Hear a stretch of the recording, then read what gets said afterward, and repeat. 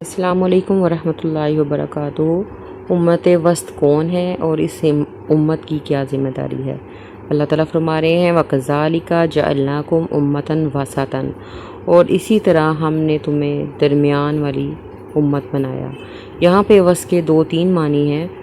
ایک وسط معنی ہے درمیان کی، جس کے معتدل، نہ افراط اور نہ تفریط کرنے والے قوم۔ اس کے بعد دوسرا معنی ہے افضل، کہ جو اللہ کے نبی ہیں وہ سب سے افضل ہیں سب پیغمبروں میں۔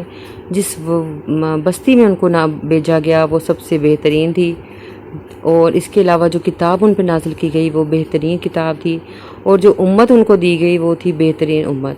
اور اللہ تعالیٰ کے نبی فرماتے ہیں کہ قیامت والے دن بھی یہ جو لوگ ہیں امت محمدیہ، یہ اپنے اللہ کی حکم سے اپنے پیغمبروں کی گواہی دیں گے۔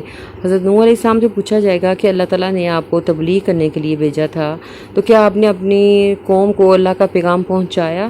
تو وہ کہیں گے اے اللہ تو جاننے والا ہے۔ تو ان کی قوم سے جب پوچھا جائے گا تو وہ اس چیز سے انکار کر دیں گے۔ تو اللہ تعالیٰ فرمائیں گے کیا تمہارا اس کے لیے کوئی گواہ ہے؟